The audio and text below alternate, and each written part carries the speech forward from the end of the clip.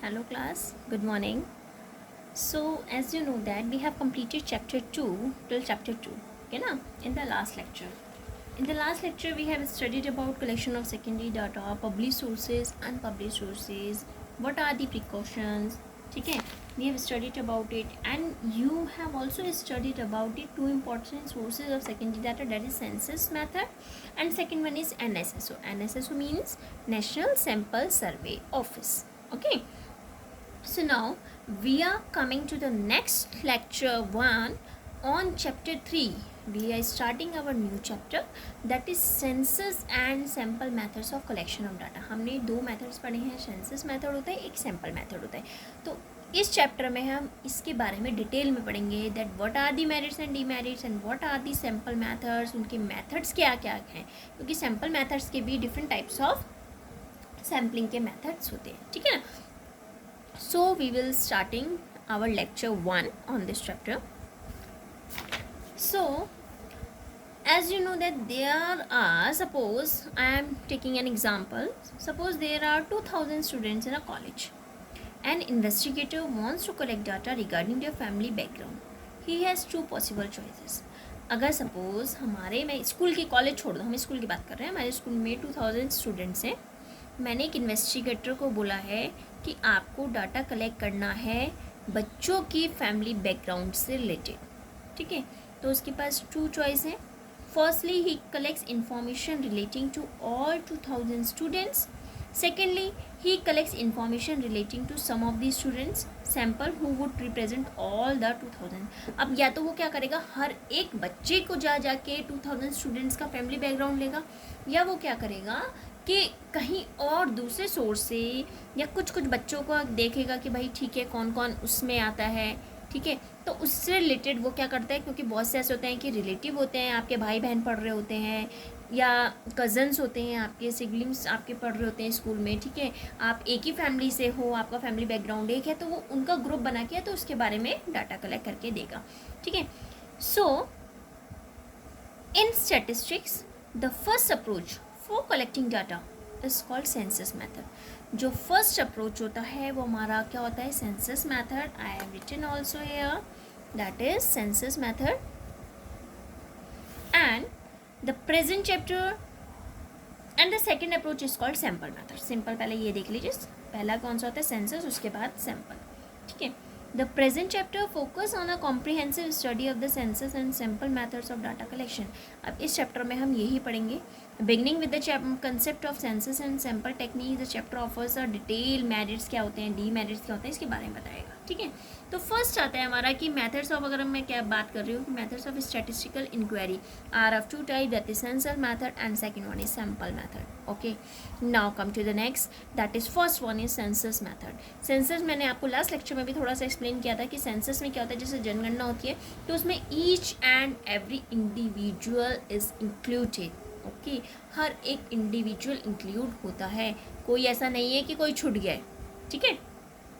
Chapter 2 में मैंने आपको बता दिया था सेंसस क्या होता है, सैम्पल क्या होता है. स्टैटिस्टिक्स में यूनिवर्स और population simply refers to an aggregate of items to be studied for an investigation. Ordinarily the term population is use to mean total number of people living in a country. अगर मैं simple population की बात कर रही हूँ तो इसका मतलब है जितने भी लोग कंट्री में रह रहे हैं. Population of India was approximately 121.02 crore in 2010 and 11. लेकिन स्टैटिस्टिक्स में जो पॉपुलेशन का मतलब है वो अलग ही कुछ यूज़ हो रहा है, ठीक है. स्टैटिस्टिक्स में पॉपुलेशन मतलब है aggregate of all items which we want to obtain information. उन सब आइटम्स का सम जो हम इंफॉर्मेशन लेने के लिए कलेक्ट कर रहे हैं उसको क्या बोलते हैं हम, पॉपुलेशन, ठीक है. जैसे सपोज मैंने आपको बोला कि 2000 स्टूडेंट्स हमारे स्कूल में, एग्जाम्पल, ठीक है ना. If an investigation release to all the 2000 students and 2000 would be taken as universe. तो जब मैं 2000 नंबर की बात कर रही हूँ तो 2000 क्या है मेरे लिए यहाँ पे, अगर मैं 2000 की बात कर रही हूँ तो ये क्या है मेरे लिए, पॉपुलेशन, ठीक है, पॉपुलेशन. सो यूनिवर्स भी बोल सकते हो. Each unit of these 2000 called, अब मैं इसमें से हर एक यूनिट जो भी होगा उसको क्या बोलूँगी मैं, item, that is called item. To further illustrate 1 sugar mill out of the 10 sugar mills we are studying. अगर सपोज मैं एक शुगर मील की बात कर रही हूँ, 10 शुगर मील्स हैं, उसमें से एक शुगर मील को मैं पढ़ रही हूँ, तो उसको क्या बोलूँगी मैं, आइटम। टोटल तो 10 है, लेकिन 10 में से मैं एक क्लास, जैसे सपोज आपकी 11th है, 11th में मैंने बोला 4 सेक्शंस हैं, लेकिन 4 सेक्शंस की जगह मैं सिर्फ 11C की डाटा कलेक्ट कर रही हूँ, तो दैट इज़ आइटम, ठीक है ना। All the 10 sugars would constitute population of the, और जब पूरे चारों 11 की बात करूँगी तो दैट इज़ यूनिवर्स और पॉपुलेशन, ठीक है। Is it understood? देखो जो आपको यहाँ पे शो हो रहा है ना, that is showing here, you have to copy in your fair notebook, okay. These are the notes related with this chapter. So please whatever notes which you are visible in your phone, in your video, so you have to write down all the notes in your fair notebook, please, ठीक है। because homework is different but lectures are different। homeworks are also based on this lecture, but first you have to do lectures, then you can be able to do the homework, because homework does not include all the questions answers, ठीक है। most of the theory is based on this lecture, so first you have to please prepare these notes also in your fair notebook, okay। now come to the our topic। if a statistical inquiry is based on all items of the universe, उसको हम census inquiry बोलते हैं।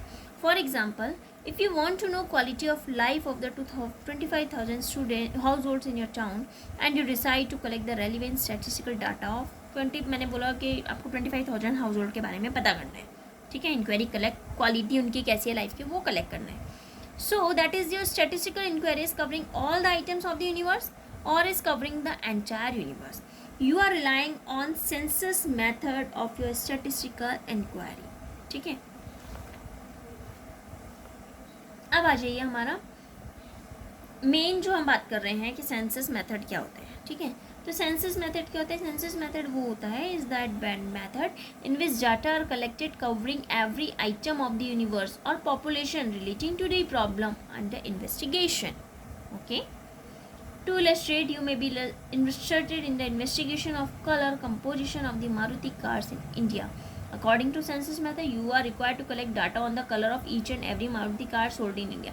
अगर मैं आपको कह रही हूँ कि आपको क्या करना है, इन्वेस्टिगेशन करना है कि कलर कंपोजिशन क्या है मारुति कार्स का इंडिया में, तो आपको अगर हम सेंसस मेथड के अकॉर्डिंग कर रहे हैं तो फर्स्ट आपको जितनी भी हर एक कार जो है मारुति की कार जो इंडिया में सोल्ड हो रही है उसके बारे में डाटा कलेक्ट करना पड़ेगा, ईच एंड एवरी, ठीक है। सेंसस मेथड इम्प्लाई करता है complete enumeration of the universe population. Census of population is the suitable example of the census method of the statistical inquiry. For the estimation of the country's population, house to house inquiry is conducted, and even people living at the roadside are contacted in India. Census of population is conducted every 10 years. मैंने आपको पहले बताया था कि जो census of method है वो हर 10 साल में कंडक्ट किया जाता है, ठीक है। अब हमारा देखिए कि हम सेंसस मेथड, ठीक है, हमने पढ़ लिया कि सेंसस मेथड ही होता है, we have studied about it, ठीक है। लेकिन सेंसस मेथड हर जगह यूज़ नहीं होता, कहाँ कहाँ पे यूज़ होता है, जस्ट सी। तो सेंसस मेथड आपका कहाँ कहाँ यूज़ होता है? सेंसस मेथड होता है एक तो आपका साइज ऑफ पॉपुलेशन, जहाँ पे स्मॉल साइज ऑफ पॉपुलेशन है, वाइडली डाइवर्स आइटम है पॉपुलेशन के, requirement of intensive examination of different items, next है high degree of accuracy and reliability, ठीक है। नेक्स्ट आता है, ठीक है, हमने ये चीज़ें पढ़ ली कि कहाँ पे सूटेबल है, हर जगह सूटेबल नहीं होता। अगर हमारा लार्ज नंबर ऑफ पॉपुलेशन है so census method is not possible there, okay. Now come to the next, that is merits of census method. First है reliable and accurate. Results based on census method are accurate and highly reliable. This is because each every item of the population, क्योंकि हम हर एक की पढ़ाई कर रहे हैं, हर एक के बारे में स्टडी कर रहे हैं, तो दैट इज़ जो हमें डाटा मिलता है वो बिल्कुल करेक्ट मिलता है, ठीक है ना, हर एक के बारे में अगर हम पता कर रहे हैं। नेक्स्ट है less बियास्ड। Lesbias means result based on census method are lesbia. It is because of the essence of investigator discussion regarding the sample selection. क्योंकि वो खुद से कलेक्ट कर रहा है इन्फॉर्मेशन, तो कोई उसमें ऐसा नहीं होता है कि डबल इन्फॉर्मेशन आपको मिल रही है. ठीक है. नेक्स्ट होता है extensive information. Extensive information means information collected through the census method is quite exhaustive and therefore more meaningful because all the items of the universe are examined. घुमा फिरा के एक बात हो रही है, आपको पता है सेंसस मेथड में each and every individual is included. So her point में देखो वही आ रहा है. एक्सटेंसिव में भी क्या है, क्योंकि हर एक आइटम यूनिवर्स का एग्जामाइन हो रहा है, तो इसमें क्या है कि कोई भी गलत इन्फॉर्मेशन आपको नहीं मिल रही, एक्सटेंसिव इन्फॉर्मेशन मिलती है. नेक्स्ट है जहाँ पे मैंने आपको बताया था कि ये डाइवर्स होते हैं, वहाँ पे पढ़ा जाता है census method we can use. So by using census method one can study diverse characteristics of the universe. Next one is study of complex investigation. Study of convex investigation, that is when items in a universe are of complex nature and it is necessary to study each item on the census method can produce the desired result. ठीक है.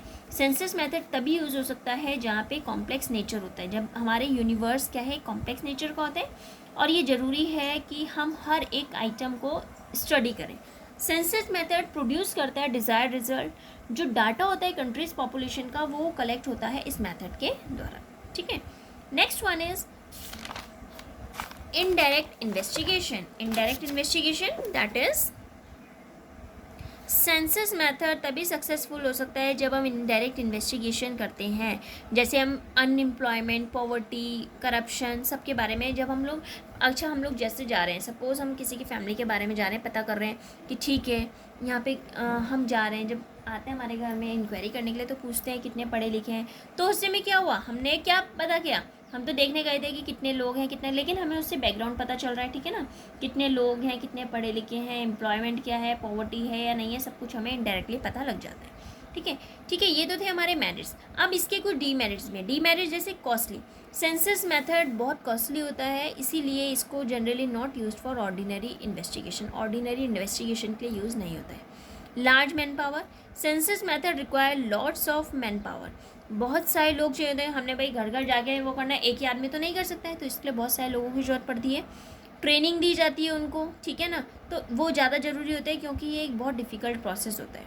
Next है not suitable for large investigators. मैंने आपको बताया था जैसे जहाँ पे लार्ज पॉपुलेशन है वहाँ पे ये पॉसिबल नहीं है.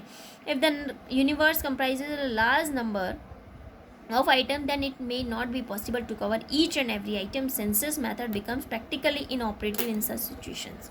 Okay, so this is your merits and demerits of census method. Now we are coming to the next, that is sample method. Okay,